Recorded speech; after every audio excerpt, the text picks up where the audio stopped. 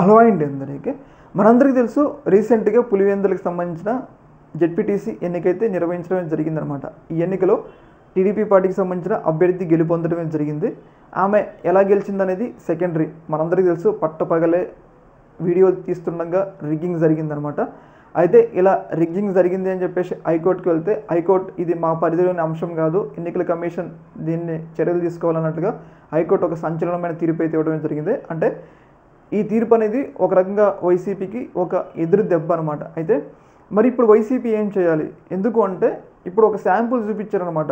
మేము 2029లో కూడా ఇలాంటి పరిస్థితులే గెలిపించి జగన్మోహన్ రెడ్డి గారికి ప్రజలు ఎంత సపోర్ట్ ఉన్నా కానీ మాకే ఓటు వేసుకునేలాగా ప్రయత్నాలు చేస్తామని చెప్పేసి అయితే చంద్రబాబు నాయుడు గారు, లోకేష్ గారు ఇది ఒక శాంపుల్గానే మనకి చూపించారనమాట. అంటే పోలీసుల్ని, ఎన్నికల కమిషన్ వాడుకొని జగన్మోహన్ రెడ్డి గారికి ప్రజల్లో ఎంత బలం ఉన్నా కానీ మేము ఖచ్చితంగా 2029లో పోలీసు బలాన్ని, ఎన్నికల కమిషన్ బలాన్ని ఉపయోగించి మేము గెలుస్తామన్నట్లుగా వైసీపీకి ఒక వార్నింగ్ లాంటిది ఇవ్వడం జరిగిందనమాట. అంటే ఇప్పుడు ఎలక్ట్ కావాలి. ఎందుకంటే ఇప్పుడు జగన్మోహన్ రెడ్డి గారు ఏమంటున్నారంటే ప్రజల్లో బలం కావాలని చెప్పేసి ఆయన అనుకుంటున్నారు. అయితే ఆయనకు తెలియంది ఏంటంటే ఆల్రెడీ జగన్మోహన్ రెడ్డి గారికి ప్రజల్లో బలం ఉంది. కాకపోతే ఎన్నికల కమిషన్లో పోలీసు వ్యవస్థలు ఒక రకంగా మళ్ళీ జగన్మోహన్ రెడ్డి గారికి వ్యతిరేకంగా పనిచేస్తే పరిస్థితి ఏంది అంటే రేపు ఇలాగే పోలీసులను పెట్టి ఎన్నికల కమిషన్లను వాడుకొని వైసీపీ ఓటర్లని పోలింగ్ బూత్లకు దూరం చేసి మళ్ళీ ఫేక్ ఓటర్లో రిగ్గింగ్ చేస్తే మళ్ళీ జగన్మోహన్ రెడ్డి గారు ఓడిపోవడానికి అవకాశం ఉంటుందిగా. మళ్ళీ అప్పుడు కోర్టుకు వెళ్తే ఇది మా పరిధిలోని అంశం కాదు, ఎన్నికల కమిషన్ పరిధిలోని అంశం అంటారు. ఆటోమేటిక్గా ప్రజల్లో బలం ఉన్నా కానీ జగన్మోహన్ రెడ్డి గారు ఓడిపోవడానికి అవకాశం ఉంటుంది అనమాట.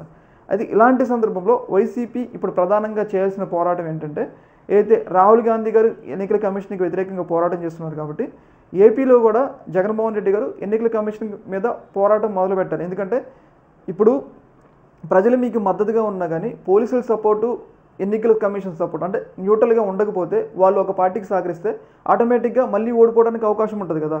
ఇది ఒక శాంపుల్ లాగా చూపెట్టారనమాట. ఎందుకంటే కేంద్రంలో కూడా అయితే టీడీపీ అనుకూల ప్రభుత్వం ఉంది కాబట్టి ఎన్నికల కమిషన్ కూడా వాళ్ళకి అనుకూలంగా నడుచుకోవడానికి అవకాశం ఉంటుంది. పోలీసు ఆల్రెడీ ప్రభుత్వం చేతిలో ఉంటారు కాబట్టి రేపు ఏమవుతుందంటే రేపు సేమ్ ఇప్పుడు పులివెందుల్లో జగన్మోహన్ రెడ్డి గారికి 90% సపోర్ట్ ఉంటేనే పక్క నియోజకవర్గాలను తీసుకొచ్చి సొంత నియోజకవర్గాల ఓటర్లను పక్కకు దోసి ఫేక్ ఓటర్లు ఓటేశారు. రేపు రాష్ట్రం మొత్తం కూడా ఇదే పోలీసు బలాగాన్ని, ఇదే ఎన్నికల కమిషన్ ఉపయోగించుకొని చేస్తే మళ్ళీ 2029లో వైసీపీ ఓడిపోవడానికి అవకాశం క్లియర్గా ఉంటుంది.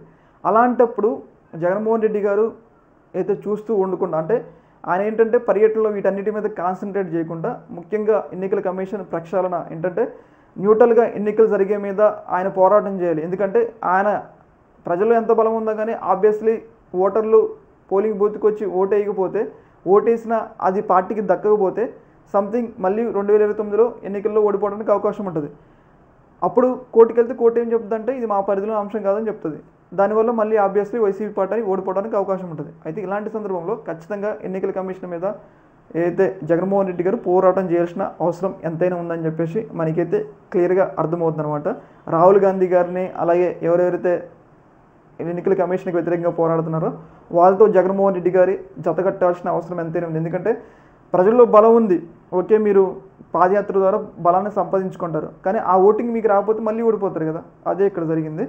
ఏమైనా కానీ జగన్మోహన్ రెడ్డి గారు తన స్ట్రాటజీని, వైసీపీ కూడా తన స్ట్రాటజీని మార్చుకొని కొన్ని వ్యూహాలని రచించుకొని డిఫెన్సివ్ మోడ్లో కాకుండా అటాకింగ్ మోడ్లోకి వెళ్ళాలి. అట్లా వెళ్తేనే 2029 ఎన్నికల్లో గెలవడానికి అవకాశం ఉంటుంది. ఎందుకంటే ఇక్కడ మనకి క్లియర్గా అర్థమవుతుంది 2029లో కూడా ఇదే జరిగిద్ది అని చెప్పేసి ఒక రకమైన ఇండికేషన్ అయితే కూటమి ప్రభుత్వం ఇచ్చింది. దీన్ని మరి ఎలా తప్పించుకుంటారు జగన్మోహన్ రెడ్డి అని చూడాలి. ఈ యొక్క అంశంలో మీ యొక్క అభిప్రాయాన్ని కింద కామెంట్లో తెలియజేయండి. ఓకే మరి, థ్యాంక్ యూ.